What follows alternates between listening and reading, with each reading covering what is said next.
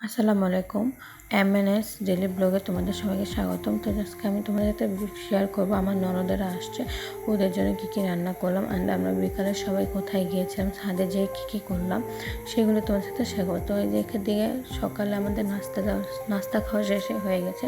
দেন এখন আমরা দুপুরে রান্নাটা করছি। দুপুরে রান্নার মধ্যে ছিল আপনাদের মুরগির রোস্ট, খাসির মাংস, দেন পোলাও।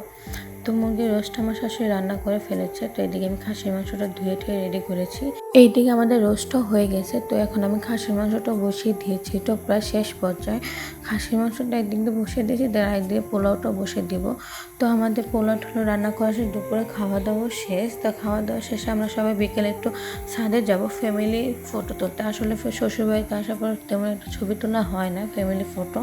তো এই আমার বিয়ে হয়েছে বেশি দিন হয়নি, তো এখন আমার ননদ আসছে, ওরা সবাই আসছে, ওরা ফ্যামিলি সবাই একসাথে হয়েছে। দেন তাই বলতে আমার ননদে এসে বলতে চলেন ভাই আমরা সবাই ফ্যামিলির ছবি তুলি। তো এই যে আমরা সবাই এখন ছাদে চলে গেছি, আমরা ফ্যামিলির ছবিও তুলেছি।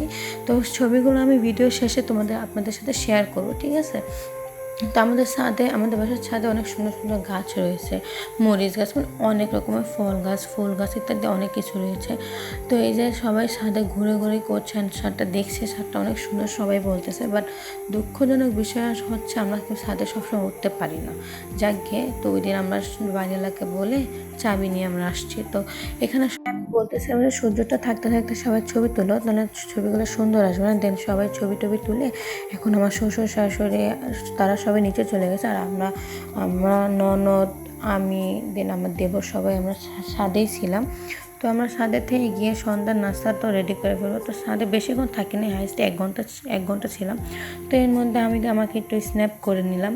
তো আমাদের বাসার ছাদে কিন্তু অনেক বড় বড় আম গাছ হয়েছে, এগুলো কি মেবি ফজলি আমরা জানি কী আম বলে, আমি সেও জানি না। তো এই যে অনেক বড় বড়, কিন্তু অনেক দেখি আমার মন ভরে গেছে। বাট এগুলো আমাদের না, বাড়িওয়ালাদের, বলে লাভ নেই।